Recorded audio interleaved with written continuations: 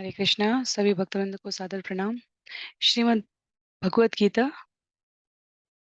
के सत्रों की इन श्रृंखला में सभी भक्तवृंद का स्वागत है। हम सभी यहाँ पर अंतर्राष्ट्रीय कृष्ण भावनामृत संघ के संस्थापक आचार्य कृष्ण कृपा मूर्ति श्री श्रीमद् अभय चरणारविंद भक्ति वेदांता स्वामी शिल प्रभुपाद द्वारा लिखित भगवत गीता की पुस्तक जिसका नाम है भगवत गीता यथारूप, इसके माध्यम से भगवान श्री कृष्ण और अर्जुन के मध्य हुए संवाद को श्रवण और पठन कर रहे हैं। आज सत्र 42 में हम सभी अध्याय 10 श्री भगवान का ऐश्वर्य आरंभ करेंगे।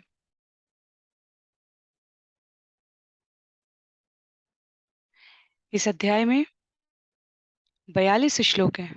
तो 42वें सत्र में हम लोग अध्याय 10 आरंभ करने जा रहे हैं, जिसमें 42 श्लोक हैं। और इस अध्याय की समाप्ति के पश्चात भगवत गीता से इन सत्रों के माध्यम से श्रवण पठन किए गए श्लोकों की कुल संख्या 413 हो जाएगी। जैसा कि सत्रों का प्रारूप है, एक संक्षिप्त अवलोकन करते हैं हम लोग, या तो पुनरावृत्ति का या फिर आवश्यक रूप से संक्षिप्त विषय श्लोकों के विषय सूची के समुच्चय का।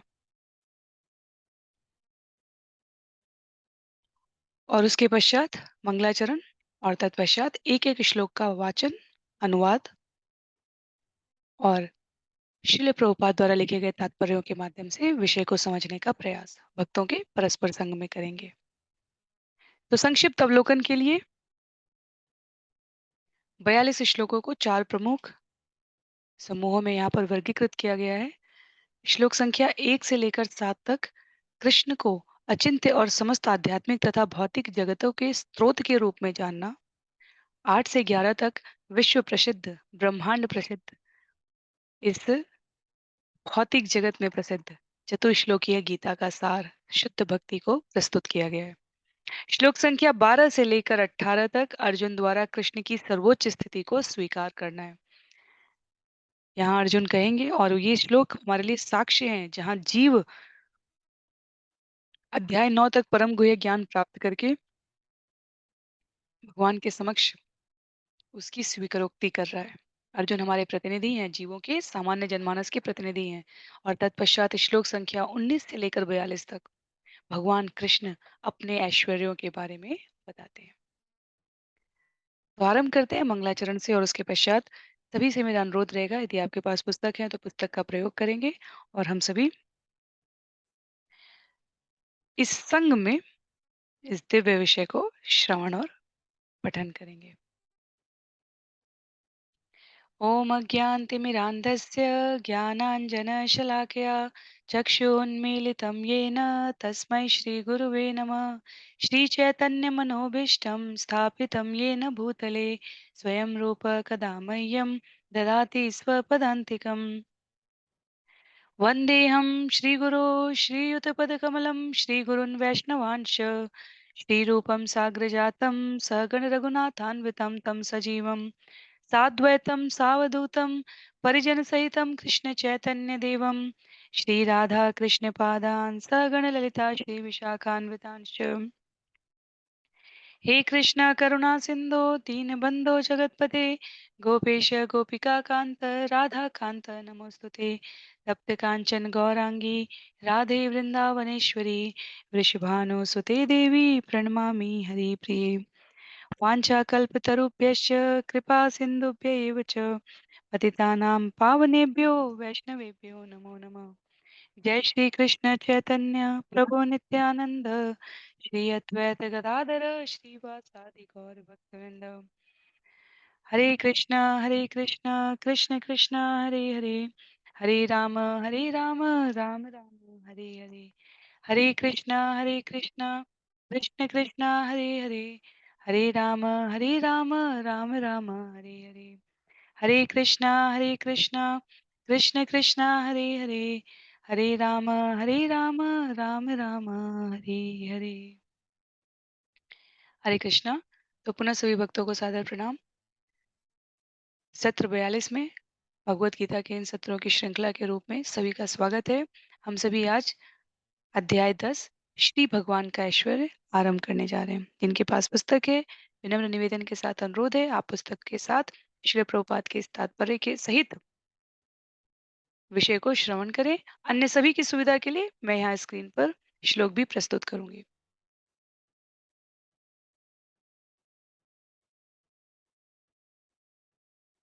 श्लोक संख्या 1 से लेकर 7 तक कृष्ण को अचिंत्य और समस्त आध्यात्मिक तथा भौतिक जगत के स्रोत के रूप में जानने का यहाँ पर वर्णन किया गया है।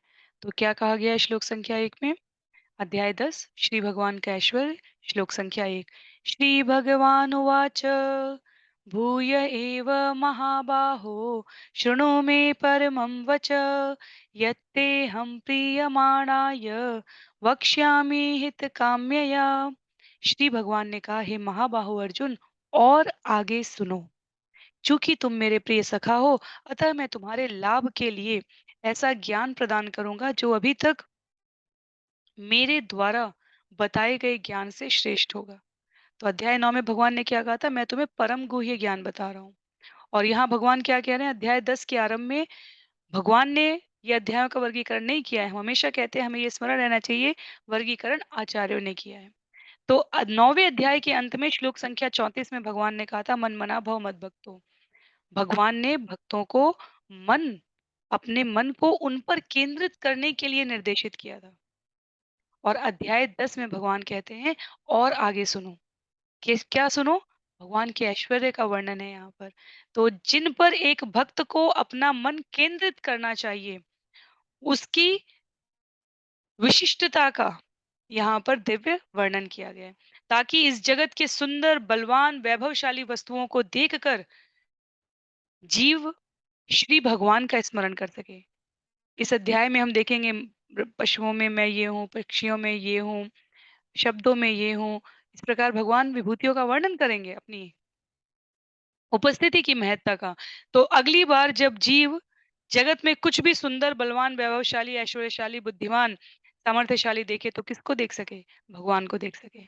तो इसलिए यहाँ पर कहा गया है कि 9वें अध्याय के निष्कर्ष में भगवान ने व्यक्ति को अपना शुद्ध भक्त बनने के लिए कहा है, और 10वें अध्याय में भगवान के ऐश्वर्य को जानकर, श्री कृष्ण पूर्ण पुरुषोत्तम सच्चिदानंद के ऐश्वर्य को जानकर हम अपनी भक्ति में वृद्धि कर सकते हैं। तो इसलिए यहाँ पर शब्द प्रयोग हुआ है, और आगे सुनो।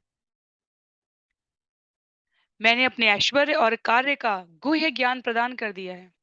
अध्याय 7 से ही, इसीलिए 7 से 12 तक के अध्यायों को विशिष्ट भक्ति योग के अध्याय कहा गया है। अध्याय 7 से ही भगवान अपनी शक्तियों और कार्यों का वर्णन कर रहे हैं। यहाँ भगवान भक्ति स्थापित करने में अपनी विभिन्न शक्तियों के योगदान की चर्चा करके दृढ़ विश्वास को स्थापित कर रहे हैं। श्लोक संख्या 2 में जाने से पहले एक और जो शब्द है यहाँ पर, वो महत्व का है, क्योंकि तुम मेरे प्रिय सखा हो। तो हम ये तीसरी चौथी बार सुन रहे हैं जहाँ भगवान कह रहे हैं, चूंकि तुम ईर्ष्या से रहित हो, चूंकि तुम मेरे मित्र हो, चूंकि तुम द्वेष की अनुभूति से परे हो, चूंकि तुम मेरे मित्र हो।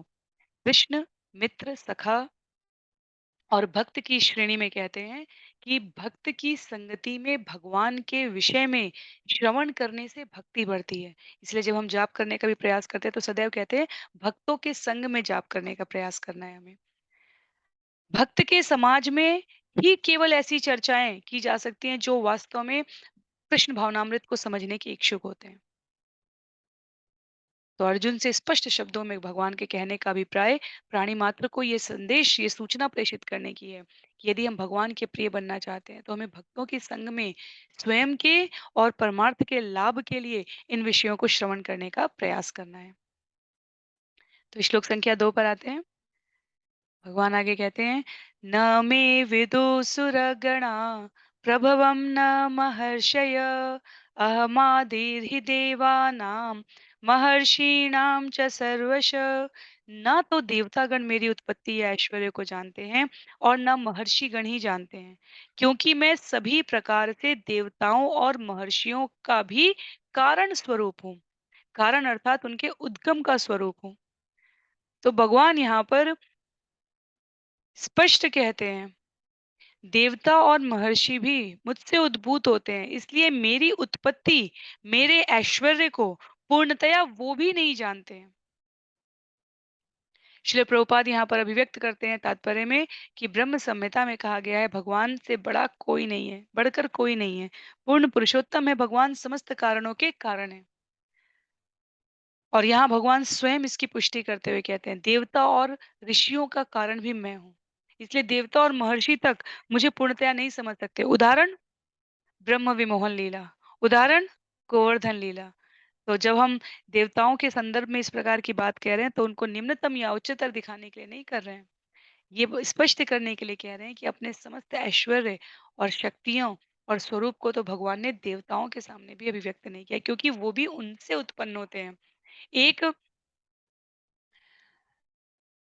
दो ऐसे उदाहरण नहीं है, अनेकानेक उदाहरण है। तो ये ब्रह्म विमोहन लीला हम सबको पता है। कृष्ण पुस्तक में इसका वर्णन आता है, कृष्ण लीला में। श्रीमद् भागवतम में स्कंद 10 में आएगी ये कथा, जहाँ पर अघासुर को मारा है भगवान ने सुबह, और दोपहर में जब कलेवा करने का समय है, लंच जिसे हम कहते हैं, भोजन का जब समय है, तो भगवान श्री कृष्ण इस प्रकार से समूह के बीच में बैठ जाते थे। सब एक दूसरे को अपने-अपने घर का लाया हुआ भोजन रसास्वादन करा रहे होते थे। और कथा आती है इस प्रकार से कि भगवान कलेवा के बीच में से उठकर कहते हैं, तुम लोग खाओ और विश्राम करो, मैं गायों को देख कर आता हूँ। और ब्रह्मा जी सोचते हैं, अरे इसी इसने अभी इसी की सर्वत्र सारे लोकों में प्रशंसा चल रही है, ये छोटा-सा बालक, ये कैसे सच्चिदानंद पूर्ण पुरुषोत्तम भगवान श्री कृष्ण हो सकते हैं? और उन्होंने क्या किया? उन्होंने सभी ग्वाल-बालों, गैया सबका हरण कर लिया और कहाँ लेके चले गए? सत्यलोक, ब्रह्मलोक में लेकर चले गए। भगवान अपने स्थान पर लौट कर आए, कोई नहीं मिला, और संध्या काल का समय हो गया। तो भगवान ने कहा, अच्छा, तो ये ब्रह्मा की लीला है। ब्रह्मा को लगता है कि मैं कोई मायावी पुरुष हूँ। तो ब्रज की कथा में ऐसा आता है कि प्रत्येक गोपी, प्रत्येक गैया ये चाहती थी कि कृष्ण मेरे साथ पुत्रवत आकर, संतान के रूप में आकर हमारे साथ रहें, जैसे वो मैया यशोदा के साथ रहते हैं। तो भगवान ने अपनी लीला विस्तार की और हर घर में पहुँचे भगवान। एक क्षण का समय है वो तो ब्रह्मा के लिए। ब्रह्मा ने धरती पर आके देखा तो 1 वर्ष बीत चुके हैं, और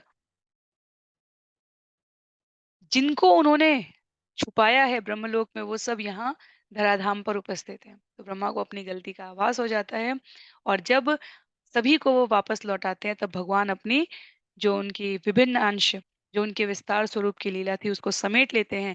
तब 1 वर्ष बाद पहुँचते हैं ग्वाल-बाल, और अपने मैया लोगों को बताते हैं कि आज कृष्ण ने अघासुर को मारा।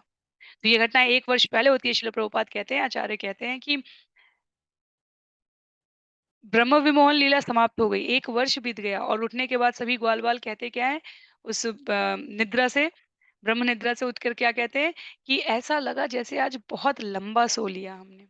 तो भगवान ने कहा है, वहाँ पर संवाद में जब इसका उल्लेख आता है, तो भगवान कहते हैं, हाँ, कभी-कभी दोपहर में अधिक खाकर सोने पे ऐसा ही लगता है। तो देवताओं और महर्षियों की उत्पत्ति के बारे में भगवान कृष्ण अर्जुन के माध्यम से स्पष्ट करते हैं कि उन्हें भी मेरे ऐश्वर्य और शक्ति का पूर्ण ज्ञान नहीं है। जैसे इस भौतिक जगत में कोई संतान कहे कि मैं अपने माता-पिता के बाल्यकाल के बारे में परिचित हूँ, नहीं हो सकते, हो ही नहीं सकते किसी भी तरीके से, अनलेस एंड अनटिल, जब तक कि हम किसी अ, कैमरे की रील को, किसी फ़ोटोज़ को ना दिखाएँ उन्हें, वो नहीं परिचित हो सकते, और उतना ही परिचित होंगे जितना माता-पिता अपनी जानकारी से उन्हें उपलब्ध करा सकेंगे। तो देवताओं और महर्षियों की भी यही स्थिति है। दूसरा उदाहरण हमारी गोवर्धन लीला आती है, जिसमें इंद्र सोचते हैं कि अच्छा, कृष्ण ने गोवर्धन की पूजा, ये कौन होता है गोवर्धन की पूजा करवाने वाला? मैं वर्षा का जल देने वाला हूँ, मेरी पूजा होनी चाहिए थी, मेरी पूजा रुकवाता है। तो वो फिर ब्रजवासियों पर अतिक्रमण करते हैं वर्षा से, वर्षा की बूंदों से, और भगवान 7 दिन तक गोवर्धन पर्वत को धारण करके रक्षा करते हैं, और फिर इंद्र क्षमा याचना करने आते हैं। हम सबको ये कथा पता है, गोवर्धन की लीला दिवाली के अगले दिनों में मनाई जाती है। तो ये उत्सव आने वाला है। सभी लोग अपने-अपने श्रद्धा के अनुसार गोवर्धन का निर्माण करते हैं, घर में, मंदिर में, सामूहिक रूप से, और इस लीला का रसास्वादन करते हैं। ये लीलाएँ क्या बताती हैं हमें? ये लीलाएँ हमें स्मरण कराती है कि जब भगवान रक्षा करते हैं, तो कोई कुछ नहीं बिगाड़ सकता, और जब भगवान ही रक्षा नहीं करेंगे, तो कोई कुछ नहीं सँभाल सकता। बहुत सारी शिक्षाएँ हैं इन लीलाओं में। यहाँ इस संदर्भ में कही गई हैं कि देवता और महर्षि भी भगवान की उत्पत्ति और पूर्ण ऐश्वर्य को नहीं जानते हैं। वैसे हमेशा आचार्य कहते हैं गोवर्धन लीला और ब्रह्म विमोहन लीला में भगवान जितना रुष्ट अप्रसन्न ब्रह्मा से हुए, उतना इंद्र से नहीं हुए थे। यदि आप लोग को कारण पता है तो आप लोग कमेंट बॉक्स में लिख के बता सकते हैं और थोड़ा सोचते हैं इस पे क्या कारण हो सकता है? क्यों ब्रह्मा जी से भगवान अधिक रुष्ट हुए थे? मैंने शायद किसी सत्र में कहा भी है ये और क्यों इंद्र से तुलनात्मक रूप से कम अप्रसन्न थे?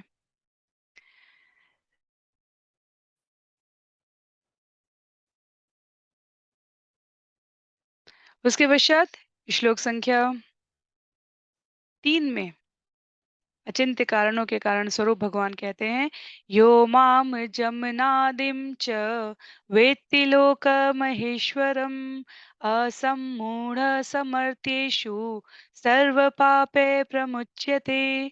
जो मुझे अजन्मा अनादि समस्त लोकों के स्वामी के रूप में जानता है, मनुष्यों में केवल वही मोह रहित और समस्त पापों से मुक्त होता है। भगवान स्पष्ट रूप से यहाँ पर कह रहे हैं अजन्मा और अनादि के रूप में जानने का अर्थ ये है। भगवान कहते हैं कि आध्यात्मिक और भौतिक जगत के स्रोतों से कोई व्यक्ति मुझे नहीं समझ सकता और जो मुझे जान जाता है वो स्वतः ही सभी प्रकार के पापों से मुक्त हो जाता है। भगवान श्री कृष्ण को जानने का अर्थ है उन गुणों के स्रोत के रूप में उन्हें समझना जिनके द्वारा व्यक्ति सत्य को जानता है, सत्य को समझ सकता है। ऋषियों के स्रोत हैं भगवान। कोई भी कृष्ण को अपने अपूर्ण इंद्रियों के द्वारा जिस तरह विज्ञान में आविष्कार करते हैं वैसे विस्तार नहीं कर सकता, आविष्कार नहीं कर सकता। स्पष्ट रूप से भगवान कहते हैं अजन्मा शब्द का अर्थ है अज ब्रह्मा के लिए भी कहा जाता है क्योंकि ब्रह्मा को भी अपनी उत्पत्ति के बारे में सिर्फ ये पता था कि वो कमल की नाल से उत्पन्न हुए पर उसका स्रोत कहाँ है वो उन्हें अवगत नहीं था।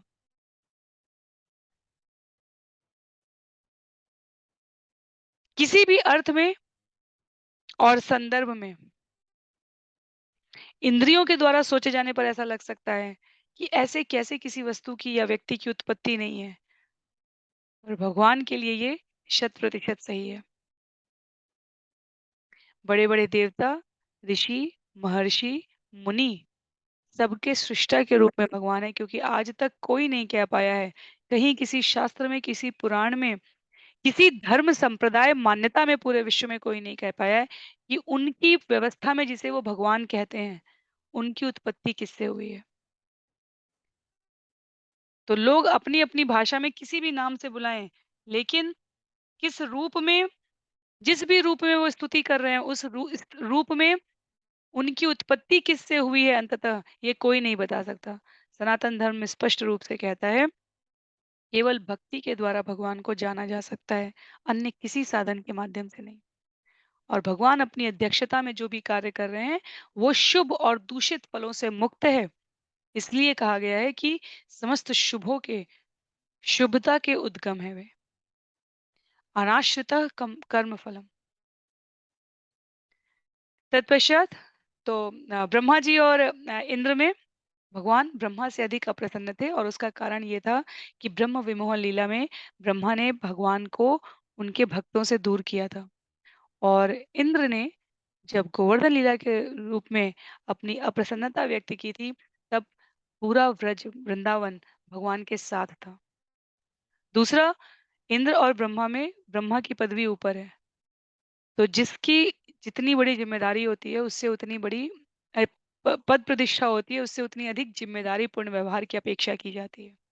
तो इंद्र और ब्रह्मा की तुलना में ये दो कारण आचार्य बताते हैं। पहला, ब्रह्मा भौतिक जगत के सर्वोच्च लोक पर उपस्थित होकर भी भगवान को भक्तों से दूर करते हैं और इंद्र देवता और देवताओं की उत्पत्ति के क्रम में तो कनिष्ठ हैं ही पदवी के रूप में, पर कम से कम उन्होंने वृंदावन वासियों से भक्तों से भगवान को दूर नहीं किया था। इसलिए ब्रह्मा से अधिक अप्रसन्नता भगवान ने व्यक्त की है। इंद्र की तुलना में। तो ये 2 कारण थे।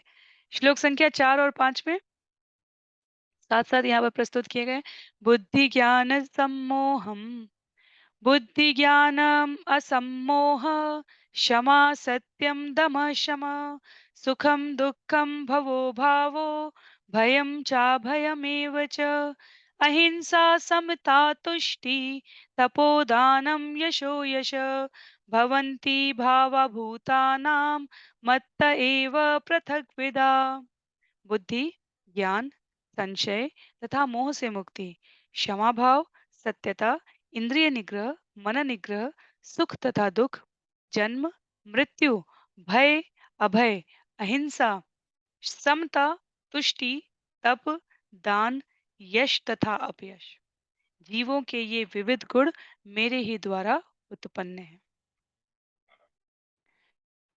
जितने भी आवश्यक गुण हैं भगवान यहाँ पर अपने शब्दों में सूचीबद्ध करके कहते हैं जो भी अच्छे या बुरे गुण हैं वो सभी कृष्ण द्वारा उत्पन्न है। एक बार श्रील प्रभुपाद से एक रिपोर्टर ने प्रश्न किया था। उन्होंने कहा था कि आप कहते हैं कि भगवान सभी कारणों के कारण है, सब कुछ भगवान से उद्भूत है। इसका अर्थ है कि क्रोध भी भगवान से उत्पन्न है। भगवान भगवान होके क्रोध करते हैं। भगवान कृष्ण क्रोध करते हैं। ये कैसे समझा जाए? तो उन्होंने कहा था बिल्कुल क्रोध करते हैं। भगवान का क्रोध भी सात्विक क्रोध है। अरिष्टासुर ने वृंदावन वासियों को जब परेशान करने का के लिए चिंघाड़ते हुए अकारण ही कुछ एक व्रजवासियों पर हमला करने का कुत्सित प्रयास किया था, तो भगवान ने क्रोधवश इसीलिए अरिष्टासुर को पछाड़कर उसको पहले व्रज के बाहर किया था, वृंदावन के बाहर किया था। पहले पहली पहली जो मुठभेड़ हुई है उसमें वृंदावन के बाहर किया है कि व्रज की भूमि में तुम्हें ये आज्ञा नहीं है कि तुम व्रजवासियों को किस प्रकार प्रताड़ित करो। पूतना घर में घुसी थी। अघासुर, बकासुर, ये इस प्रकार जो भी वृंदावन में घुसा है भगवान पहले उसे बाहर लेके गए हैं। शक्टासुर को वहीं का वहीं संहार किए हैं। तृणावर्त को ऊपर अग्नि में लेकर गए हैं, आकाश में लेकर गए हैं, क्षमा कीजिए। तो कहने का भाव ये है कि भगवान क्रोध करते हैं। भगवान का क्रोध सात्विक क्रोध है। भक्तों का शिशुपाल के समय भगवान ने क्रोध किया है। कंस के यज्ञ स्थली पर भगवान ने क्रोध किया है। तो भगवान का क्रोध अहंकार, मेरे भक्त मुझे कितने निस्वार्थ भाव से पूजा करते हैं, मुझे प्रसन्न करने का प्रयास करते हैं। ये भी भगवान के अहंकार का प्रतिस्वादन है। तो गुण हो या अवगुण हो, उद्भूत भगवान से ही होते हैं। ये बुद्धि के फ़र्क की बात है कि हम नीर और शीर में, दूध और पानी में अंतर कर सकें, पदार्थ और आत्मा में अंतर कर सकें। एक-एक शब्द जो यहाँ पर गुण और अवगुण की व्यवस्था में कहा जा रहा है, उसमें एक-एक शब्द का अर्थ बताया गया है।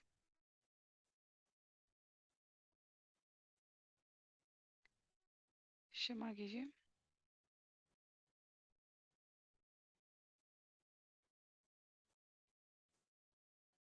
यहाँ यदि हम देखें, श्रील प्रभुपाद तात्पर्य में कहेंगे, बुद्धि, ज्ञान, संशय, मोह से मुक्ति, क्षमा भाव, सत्यता, इंद्रिय निग्रह, ये शब्द हम लगभग सामान्य रूप में परिचित होते हैं। और श्रील प्रभुपाद एक-एक शब्द का यहाँ पर अर्थ बताते हुए कहते हैं। बुद्धि का अर्थ है नीर और शीर को अलग-अलग, पृथक-पृथक कर लेने वाली शक्ति। ज्ञान का अर्थ कहा गया है पदार्थ और आत्मा को जान लेना। विश्वविद्यालय की शिक्षा, सामान्य ज्ञान इस जगत में उदर पोषण करने के लिए आवश्यक है, पर वास्तविक ज्ञान कहा गया है जब जीव आत्मा और पदार्थ के अंतर को समझ पाता है।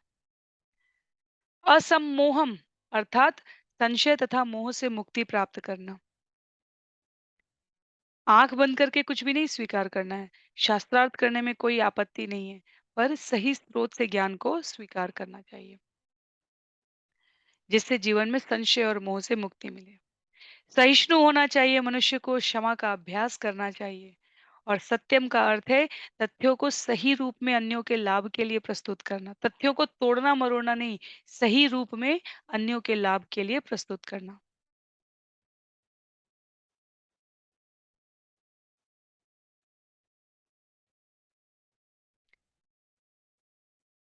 तो इस प्रकार से एक-एक गुणों का वर्णन है यहाँ पर। जो भी शब्द आपको कठिन लगे श्रील प्रभुपाद के तात्पर्य में भी है और आप यहाँ पे भी पूछ सकते हैं। तो ये कई कई पृष्ठ में गया है ये तात्पर्य, क्योंकि एक-एक शब्द का अर्थ यहाँ पर बताया गया है। तुष्टि शब्द के अर्थ में कहा गया है, मनुष्य को चाहिए कि अनावश्यक कार्य करके अधिकाधिक वस्तुएं एकत्र करने के लिए उत्सुक ना रहे, अपितु ईश्वर की कृपा से जो भी प्राप्त हो जाए उसी में प्रसन्न रहना चाहिए। ये तुष्टि है। तपस का अर्थ तपस्या कहा गया है। तो निष्क्रिय होने के लिए नहीं कहा जा रहा है, तटस्थ होने के लिए नहीं कहा जा रहा है, प्रयास पूर्वक सम्यक तरीके से शास्त्र अनुमोदित वचन और कार्य के उन गुणों को धारण करने के लिए यहाँ पर कहा जा रहा है। पर इन सब के स्रोत के मूल में कौन है? उद्भव के कारण कौन है? भगवान स्वयं है। तो जो कुछ भी अच्छा या बुरा हम देख रहे हैं उसके मूल में श्री कृष्ण है, इसमें कोई संशय नहीं है। ऐसी संसार में कोई वस्तु नहीं है जो कृष्ण में स्थित ना हो। और ये ज्ञान जब हमारे हृदय में स्थिर हो जाता है, तब हम प्रत्येक परिस्थिति में अनुभव कर सकते हैं कि सारी वस्तुएं, सारी स्थितियां कृष्ण से उत्पन्न होती हैं। उसके पश्चात श्लोक संख्या 6 में कहते हैं भगवान, महर्षय सप्त पूर्वे चत्वारो मनवस्तथा मद्भावा मानसा जाता येषां लोक इमा प्रजा। सप्त ऋषिगण तथा उनसे भी पूर्व चार अन्य महर्षि एवं सारे मनु, मानव जाति के पूर्वज, सब मेरे मन से उत्पन्न है और विभिन्न लोकों में निवास करने वाले सारे जीव उनसे अवतरित होते हैं। श्रीमद् भागवतम में हमने श्रवण किया है कि किस प्रकार प्रजापति ब्रह्मा जी के मानस पुत्रों से प्रजापतियों की उत्पत्ति होती है और प्रजापतियों को आगे जीवों के संवर्धन की जिम्मेदारी, उत्तरदायित्व दिया गया है। तो वो जो आरंभिक क्रम के जीव हैं, उनके लिए भगवान कहते हैं सप्तऋषिगण तथा उनसे भी पूर्व चार अन्य महर्षि एवं सारे मनु, मानव जाति के पूर्वज, सब मुझसे ही उत्पन्न होते हैं। तो सप्त ऋषियों से पहले जो चार अन्य महर्षि हैं वो कौन है? सनत, सनंदन, सनातन और सनत कुमार कहे गए हैं। और जो 25 महान ऋषि इस विभिन्न लोक में निवास करने वाले जीवों की उत्पत्ति के कारक के रूप में है, जिन्हें जीवों के धर्म पथ प्रदर्शक कहा जाता है। असंख्य ब्रह्मांडों में उपस्थित जीव और ब्रह्मांड के असंख्य लोकों में उपस्थित अनेकों नाना प्रकार की योनियां, ये सभी इन्हीं 25 प्रजापतियों से उत्पन्न है। पर वो 25 प्रजापति कहाँ से उत्पन्न हो रहे? भगवान कह रहे मेरे मन से उत्पन्न हो रहे हैं। जब ब्रह्मा जी ने 1000 दिव्य वर्षों तक तपस्या की थी। एक दिव्य वर्ष क्या होता है? 4 युगों का। तो 1000 दिव्य वर्षों तक जब ब्रह्मा जी ने तपस्या की थी, तब उन्हें सृष्टि का निर्माण करने का ज्ञान प्राप्त हुआ था। और वहां से सनत, सनंदन, सनातन, सनत कुमार उत्पन्न हुए थे। और फिर उन्होंने सृष्टि के संवर्धन के लिए मना कर दिया था, क्योंकि उनकी रुचि आध्यात्मिक ज्ञान के अर्जन में थी। तो ब्रह्मा जी को क्रोध आता है, उनके नेत्रों के भ्रिकुटियों के बीच के स्थान से रुद्र प्रकट होते हैं। फिर वहां से पूरा क्रम चला था। तो ब्रह्मा को पितामह इसीलिए कहा जाता है और कृष्ण प्रपितामह है।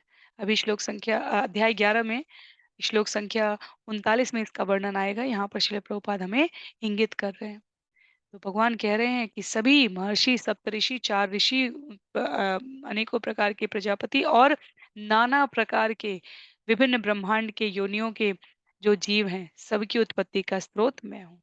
अचिंत्य है ये हमारे लिए, कल्पना कर पाना भी संभव नहीं है। श्लोक संख्या 7 में कहते हैं भगवान, एताम विभूतिम योगम च मम यो वेत्ति तत्वतः सो अविकल्पेन योगेन युज्यते नात्र संशय।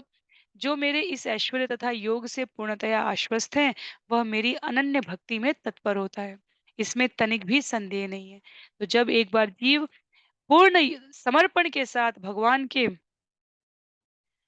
इस ज्ञान को जीवन में धारण कर लेता है, तब उसे कृष्ण की शक्तियों को सराहना करने की प्रवृत्ति उत्पन्न होती है और उसमें जीव अपने आप को ईश्वर की शरणागति में, अभयम में अत्यंत प्रसन्नता का अनुभव करता है।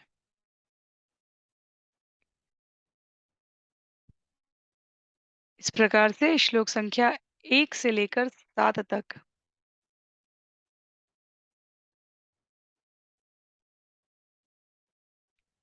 भगवान कृष्ण स्वयं को अचिंत्य और समस्त आध्यात्मिक तथा भौतिक जगत के स्रोत के रूप में परम गुह्य ज्ञान के आगे विस्तार पूर्वक अर्जुन को बता रहे हैं।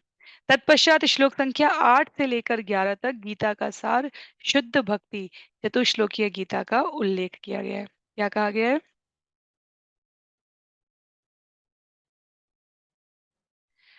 अहं सर्वस्व प्रभवो मत्तः सर्वं प्रवर्तते इति मत्वा भजन्ते मां बुधा भाव समन्विता। मैं समस्त आध्यात्मिक तथा भौतिक जगतों का कारण हूँ। प्रत्येक वस्तु मुझसे ही उद्भूत है। जो बुद्धिमान यह भली भांति जानते हैं वे मेरी प्रेमा भक्ति में लगते हैं तथा हृदय से पूरी तरह मेरी पूजा में तत्पर होते हैं। यहाँ श्लोक संख्या 8 से लेकर 11 तक के 4 श्लोक हमें प्रतिदिन प्रतिदिन हमें इनका वाचन करना चाहिए, इन्हें याद कर लेना है। संस्कृत याद होती है तो संस्कृत याद करना है और अनुवाद याद होता है तो अनुवाद याद करना है। इस्कॉन के अंतर्राष्ट्रीय कृष्ण भावनामृत संघ के विभिन्न केंद्रों पर जब जो बच्चों की कक्षाएं आरंभ की जाती है, कक्षा करीब 5 वर्ष 4-5 वर्ष से आरंभ की जाती है। पहला कार्य जो उन्हें पहले जो श्लोक सिखाए जाते हैं वो ये 4 श्लोक होते हैं। 10.8 से 10.11 तक। नरसिंह प्रणाम और ये 4 श्लोक शुद्ध भक्ति के बीज के अंकुरित होने की सही दशा और दिशा निर्धारित करने के लिए। अहं सर्वस्व प्रभवो मत्तः सर्वं प्रवर्तते इति मत्वा भजन्ते मां बुधा भाव समन्विता। क्या कह रहे हैं भगवान? भगवान कहते हैं मैं समस्त आध्यात्मिक तथा भौतिक जगत का कारण हूँ। प्रत्येक वस्तु मुझसे ही उद्भूत है। जो बुद्धिमान यह भली भांति जानते हैं वे मेरी प्रेमा भक्ति में लगते हैं तथा हृदय से पूरी तरह मेरी पूजा में तत्पर होते हैं। इस भौतिक जगत के अगर हम केवल धरती की बात करें, किसी का भी उदाहरण ले लीजिए, किसी भी संप्रदाय के सबसे अधिष्ठित व्यक्ति का उदाहरण ले लीजिए, उनमें से किसी ने नहीं कहा और कभी नहीं कहा कि मैं भगवान हूँ।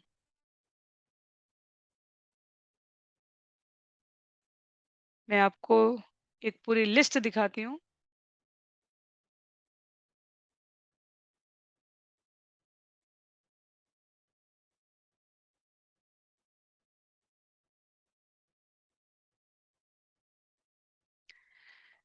यहाँ यदि हम देखें, मोहम्मद ने स्वयं को पैगंबर कहा, मोसेस ने भगवान का दूत कहा, जीसस ने स्वयं को भगवान का पुत्र कहा है, गुरु नानक महान आध्यात्मिक गुरु के रूप में कहे गए, बुद्ध ने त्याग और समाधि सिखाई है, महावीर जैन मुक्त और शुद्ध आत्मा के प्रतिनिधि के रूप में स्वयं को व्यक्त करते हैं।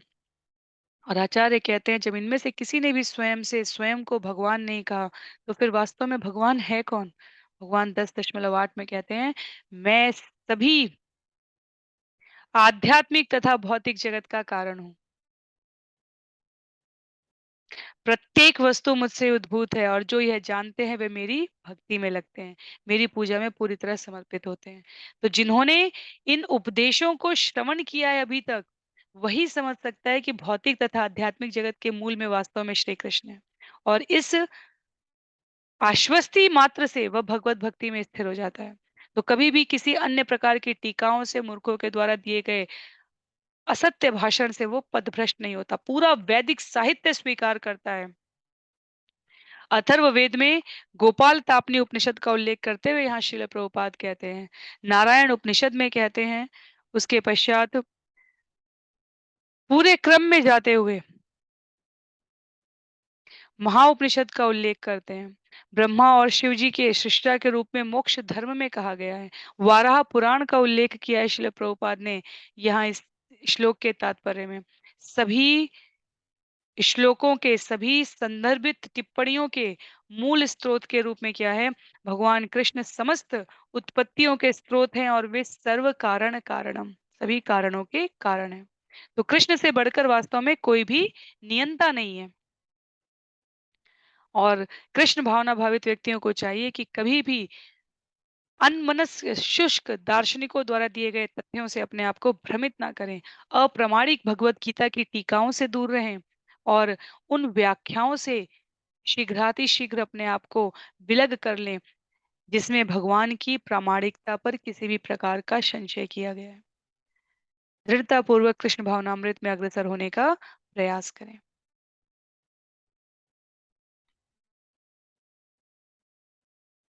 उसके पश्चात अगले श्लोक में भगवान ने कहा है, तो 10.9 हमारे लिए अगला महत्व का श्लोक है।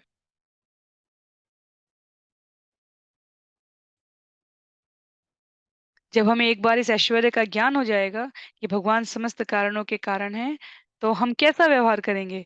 उसके बारे में यहाँ बताते हुए श्लोक संख्या 9 में कहा गया है, मच्चिदामद्गतप्राणा बोधयन्तः परस्परं कथयन्तश्च मां नित्यं तुष्यन्ति च रमन्ति च। मेरे शुद्ध भक्तों के विचार मुझ में वास करते हैं, उनके जीवन मेरी सेवा में अर्पित रहते हैं और वे एक दूसरे को ज्ञान प्रदान करते तथा मेरे विषय में बातें करते हुए परम संतोष तथा आनंद का अनुभव करते हैं।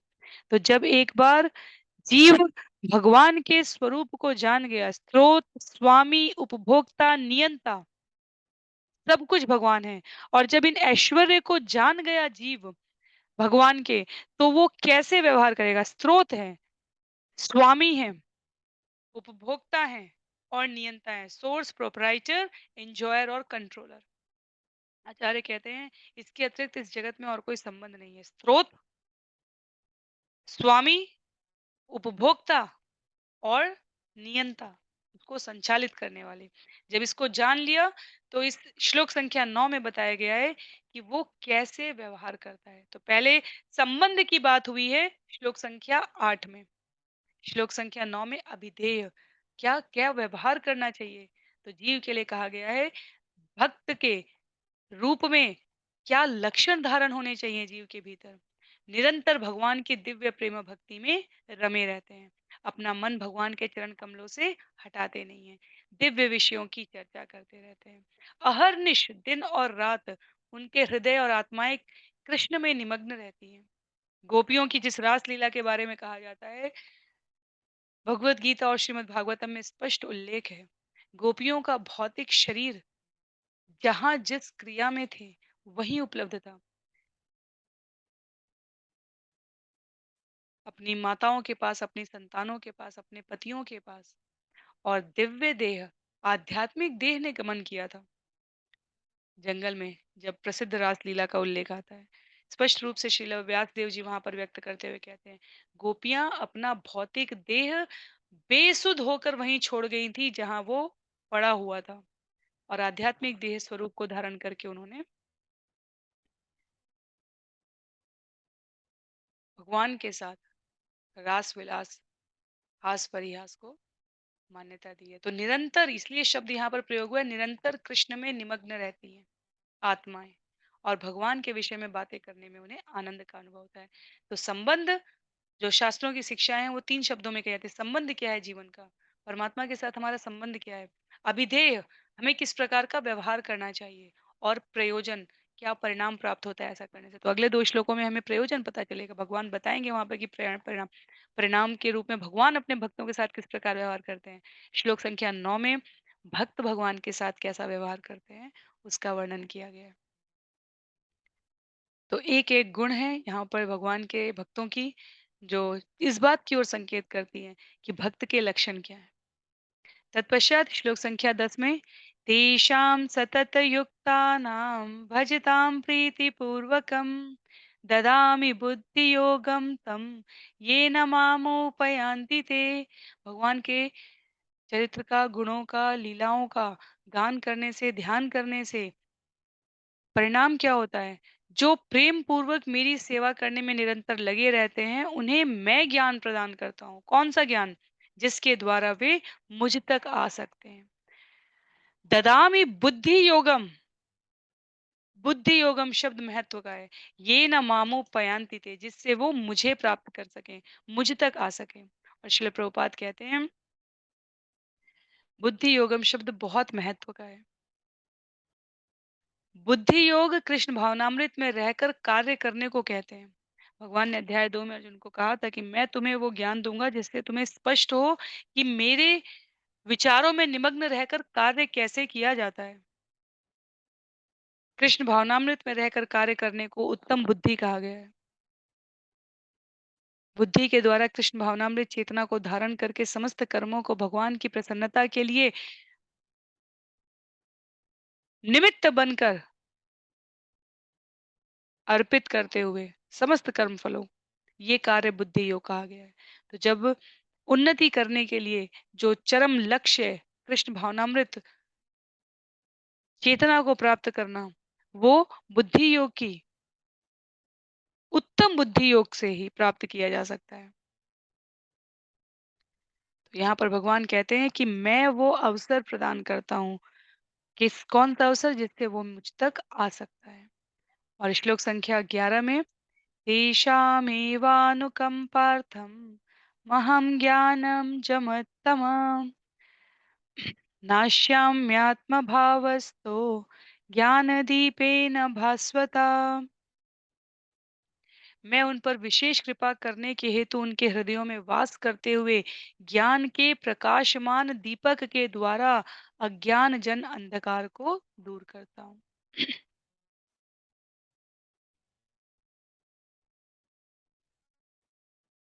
भगवान यहाँ पर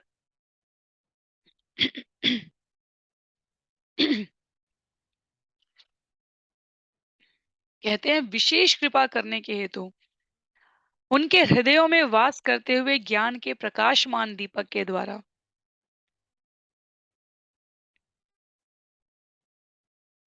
दीपक जिस प्रकार से इस भौतिक जगत का अंधेरा दूर करता है, उसी तरह कहा गया है ज्ञान का दीपक, ज्ञान समस्त प्रकार के अंधकार को, अज्ञान को दूर कर देते हैं। श्रील प्रभुपाद ने यहाँ तात्पर्य में वाराणसी का उल्लेख किया है।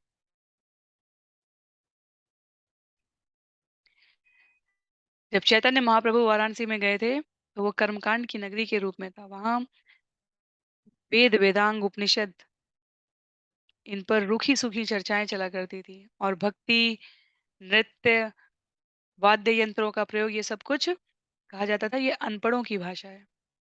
अनपढ़ अर्थात जिनको ज्ञान समझ में नहीं आएगा पुस्तकों से, वो इस प्रकार करताल, मृदंग और सरल शब्द वाले कीर्तन की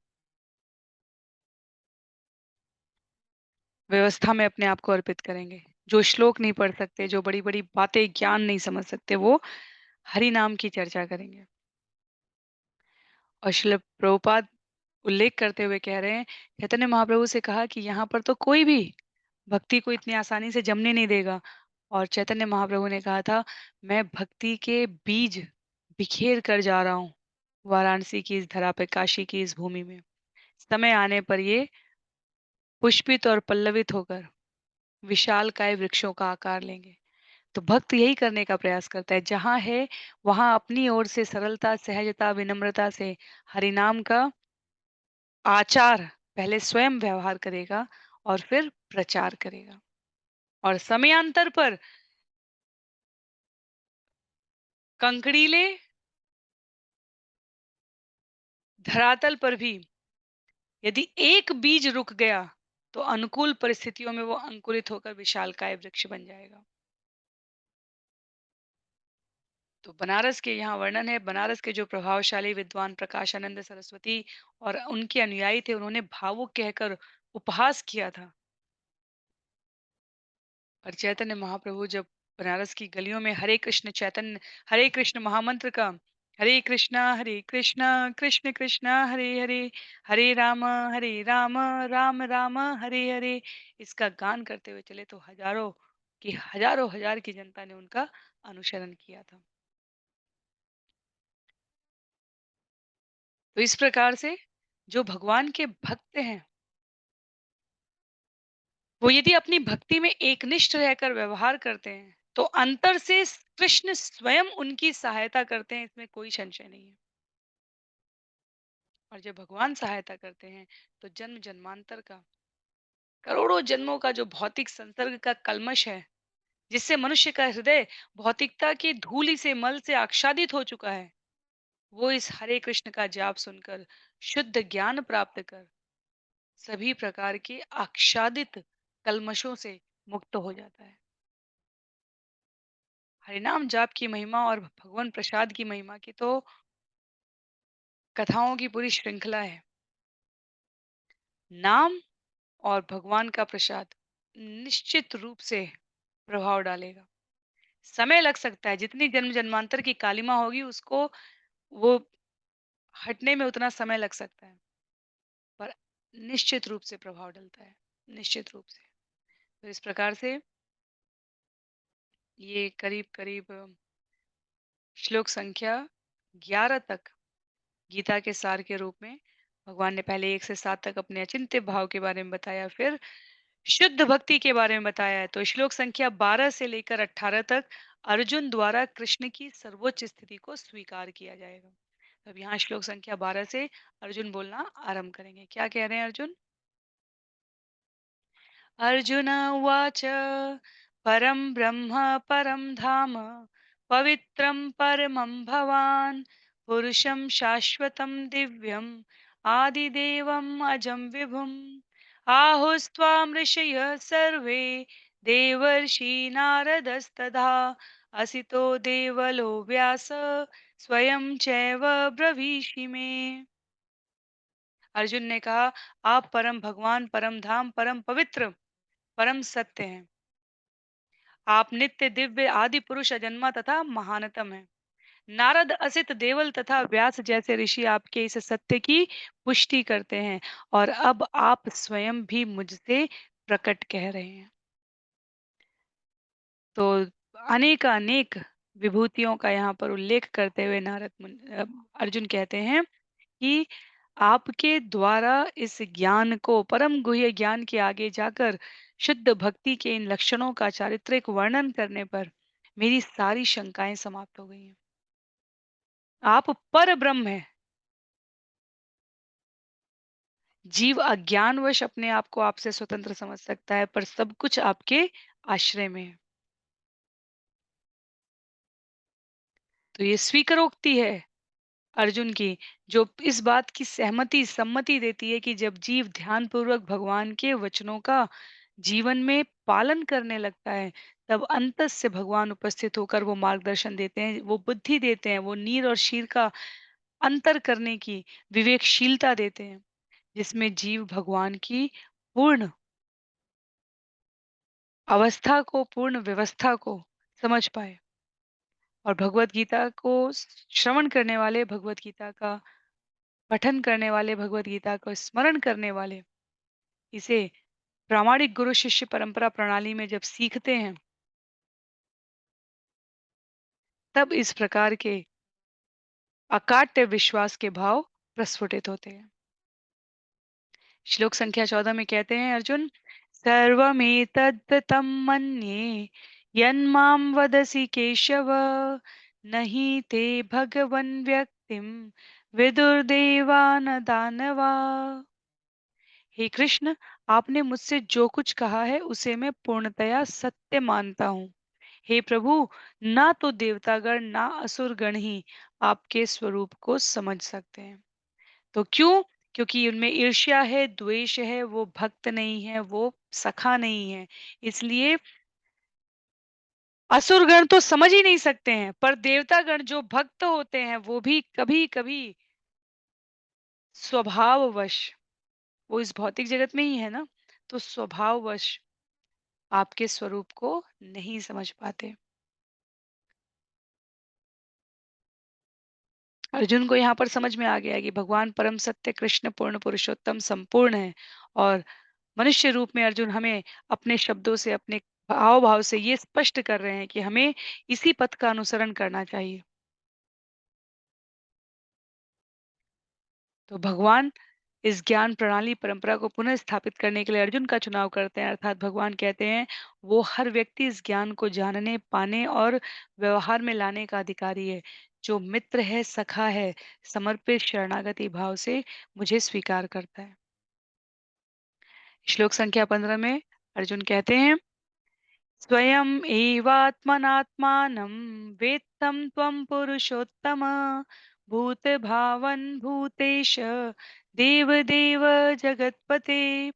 हे परम पुरुष, हे सबके उद्गम, हे समस्त प्राणियों के स्वामी, हे देवों के देव, हे ब्रह्मांड के विभु, निस्संदेह एकमात्र आप ही अपने को अपनी अंतरंगा शक्ति से जानने वाले हैं। अर्थात रामचरितमानस में तुलसीदास जी कहते हैं, "एहि जाने ही जेहि देई जनाई, जानत तुम्हें तुम्हें हो जाई।" आपको सिर्फ वही समझ सकते हैं जिन्हें आप चाहते हैं कि वो आपको समझें, और जो आपको समझ जाते हैं, तो अवधि भाषा का ये रूपांतरण है, जानत तुम्हें ही हो जाई, कुछ इस प्रकार से है। और जो आपको समझ जाते हैं, उनके लिए फिर कुछ अन्य कुछ समझने के लिए आवश्यक नहीं रह जाता। अर्जुन कह रहे हैं यहाँ पर, एकमात्र आप ही अपने को अपनी अंतरंगा शक्ति से जानने वाले हैं। पूर्णता के साथ ये श्लोक हमें वो मार्गदर्शन देते हैं, जिसमें इस भाव की का स्पष्ट निरूपण है कि भगवान को जानने के प्रयास में जब जीव अपने आप को भगवान के समक्ष प्रस्तुत करता है, तो अंतस से, यहाँ लिखा है, यथा रूप में भगवान को समझने के लिए अर्जुन के पद चिन्हों का जो अनुगमन है, वो इस मनुष्य जीवन की पूर्णता का चरम लक्ष्य है। श्लोक संख्या 16 में कहा गया है, वक्तुम अर्हसि शेषेण दिव्या ह्यात्मविभूतय याभिर्विभूतिभिः लोकान् इमान् त्वं व्याप्य तिष्ठसि। कृपा करके विस्तार पूर्वक मुझे अपने उन दैवी ऐश्वर्यों को बताएं जिनके द्वारा आप इन समस्त लोकों में व्याप्त हैं। तो ये सरल है, सहज है श्लोक, इसलिए मैं इनको क्रमशः आगे बढ़ाती जा रही हूँ। किसी भी प्रकार की यदि आपको कोई जिज्ञासा हो, कोई असहमति हो, तो निसंदेह रूप से आप व्यक्त कर सकते हैं। यहाँ पर अब अर्जुन भगवान संबंधी अपने ज्ञान से संतुष्ट हैं, इसमें कोई संशय नहीं है। क्योंकि कृष्ण कृपा से, श्रील प्रभुपाद कहते हैं, अर्जुन को व्यक्तिगत अनुभव, बुद्धि, ज्ञान, मनुष्य के साधन के रूप में जो कुछ भी प्राप्त होना था वो हो चुका है। कृष्ण उन्हें अपने सखा के रूप में समझते हैं। तो अर्जुन को तो वास्तव में आरंभ से कहा जा रहा है, कोई संशय नहीं है इस विषय को समझने में। अर्जुन तो माध्यम है, हम प्राणी मात्र को ये विषय प्रस्तुत किए जाने के लिए। तो कृष्ण से यहाँ कृष्ण की सर्वव्यापकता का, उनके विभूति परक अवयव विस्तार के लिए अर्जुन इसलिए कहते हैं ताकि सामान्य प्राणी मात्र को इसका ज्ञान हो जाए। श्रील प्रभुपाद कह रहे हैं, हमें समझना चाहिए कि अर्जुन सामान्य लोगों के हित में यह पूछ रहे हैं। क्या पूछ रहे हैं? श्लोक संख्या 17 में अपने विषय में अर्जुन आगे कहते हैं, कथम विद्याम अहम योगिन त्वाम सदा परिचिन्तयन् केषु केषु च भावेषु चिंतयोऽसि भगवन्मया। हे कृष्ण, हे परम योगी, मैं किस तरह आपका निरंतर चिंतन करूं और आपको कैसे जानूं? हे भगवान, आपका स्मरण किन किन रूपों में किया जाए? तो हम सब भी यही कहते हैं, हे भगवान, कैसे हम जाने आपको? कुछ भी नया बनाने की जरूरत नहीं है हमें। श्रीमद् भगवत गीता और श्रीमद् भागवतम में भक्तों ने भगवान से जो संवाद किया, वो अपने आप में पर्याप्त है हमारे जीवन की किसी भी कथा को और व्यथा को, किसी भी अवस्था को व्यक्त करने के लिए भगवान के समक्ष। जब इतना हमें पता चल जाएगा भगवान के बारे में, तुम्हारी अगली पंक्ति क्या होगी? किस तरह मैं आपको जानूं, कैसे आपका निरंतर चिंतन करूं, किन किन रूपों में मैं आपका स्मरण करूं।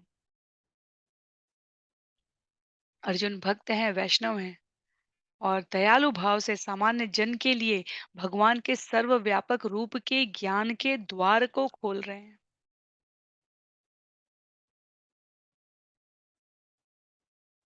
भौतिक वस्तुओं पर चित्त एकाग्र करने की उनकी कोई मंशा, कोई इच्छा, कोई भावना नहीं है। पर प्राणी मात्र को ये ज्ञान का अवसर समझने का उपलब्ध कराने के लिए कि जब भी जगत की कोई ऐश्वर्यशाली, दैदीप्यमान वस्तु, व्यक्ति, व्यक्तित्व देखें, तो उसके पीछे उसके नियंतापूर्ण पुरुषोत्तम भगवान श्री कृष्ण का अनुभव कर सकें।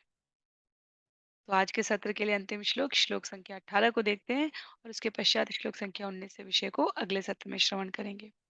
विस्तरेणात्मनो योगं विभूतिं च जनार्दन भूय कथं तृप्तिर्हि शृण्वतो नास्ति मे अमृतम। हे जनार्दन, आप पुनः विस्तार से अपने ऐश्वर्य तथा योग शक्ति का वर्णन करें। मैं आपके विषय में सुनकर कभी तृप्त नहीं होता हूँ, क्योंकि जितना ही आपके विषय में सुनता हूँ उतना ही आपके शब्द अमृत को चखना चाहता हूँ।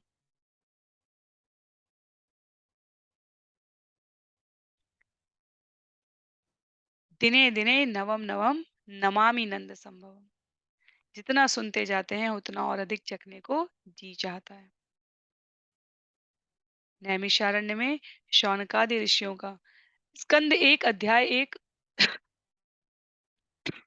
श्लोक संख्या 19 का उल्लेख करते हुए कहा गया है, वयम तु न वितृप्याम उत्तम श्लोक विक्रमे यक्षण्वतां रसज्ञानां स्वादु स्वादु पदे पदे। उत्तम स्तुतियों द्वारा प्रशंसित कृष्ण की दिव्य लीलाओं का निरंतर श्रवण करते हुए कभी तृप्ति नहीं होती, किंतु जिन्होंने कृष्ण से अपना दिव्य संबंध स्थापित कर लिया है, वे पद पद पर भगवान की लीलाओं के वर्णन का आनंद लेते रहते हैं। इसलिए यहाँ अर्जुन कृष्ण के विषय में उनके सर्वव्यापकता के रूप में और सुनना चाहते हैं। महादेव के लिए कहा जाता है, काशी में बैठकर वो सतत हरिनाम का चिंतन कर रहे हैं। कैलाश पर बैठकर माता पार्वती के साथ वो शौ- सनत सनंदन सनातन सनत कुमार जैसे ऋषि उनकी सभा में आते हैं, महादेव की सभा में, और वो भगवत कथा पर चर्चा कर रहे हैं। रामचरितमानस में अनेकों स्थान पर तुलसीदास जी लिखते हैं, उत्तर से महादेव दक्षिण की तरफ गमन करते हैं अगस्त आदि ऋषियों से भगवत कथा सुनने के लिए।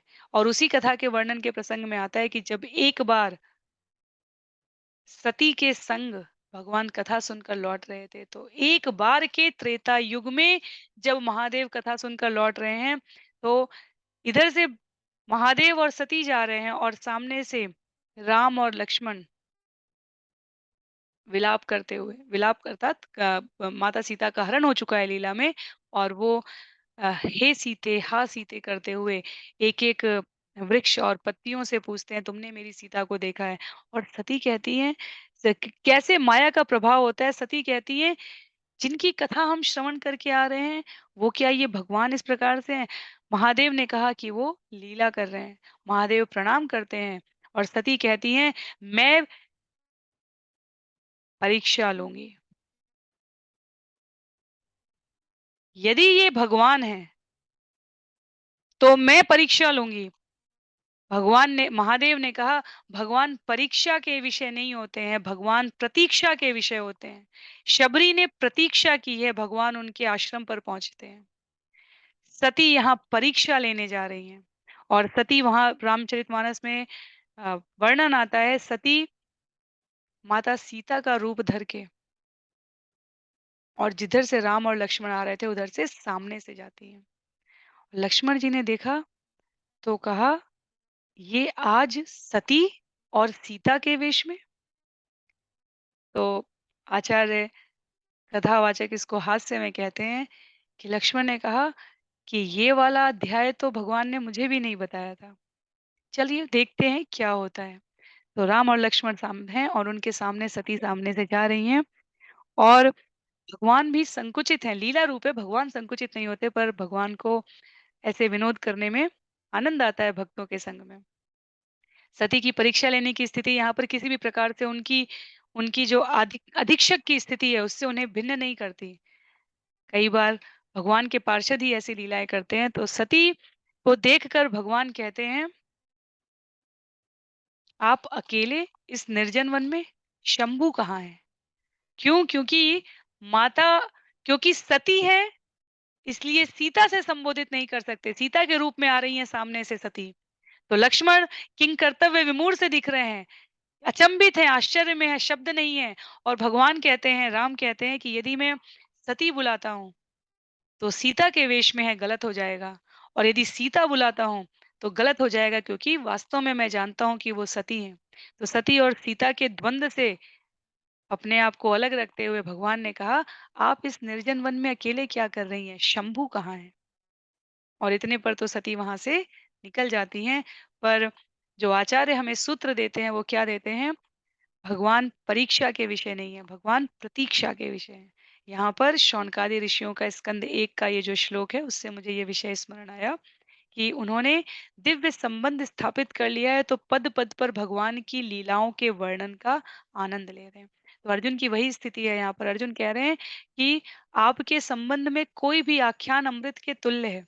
इस अमृत की अनुभूति व्यवहार को मैं कथाओं से, कहानियों से, दिव्य लीलाओं से आस्वादित करना चाहता हूँ। तो यदि आप अपने शब्दों में हमें वो ज्ञान उपलब्ध कराएँ, तो ये आपकी महती कृपा होगी।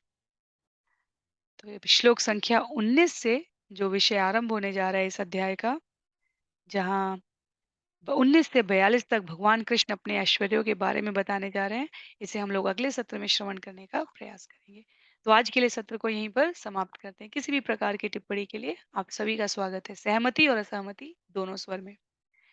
शिल प्रभुपाद की जय, शिल गुरुदेव की जय, अनंत कोटि वैष्णव वृंद की जय, श्रीमद् भगवत गीता की जय। हरे कृष्ण।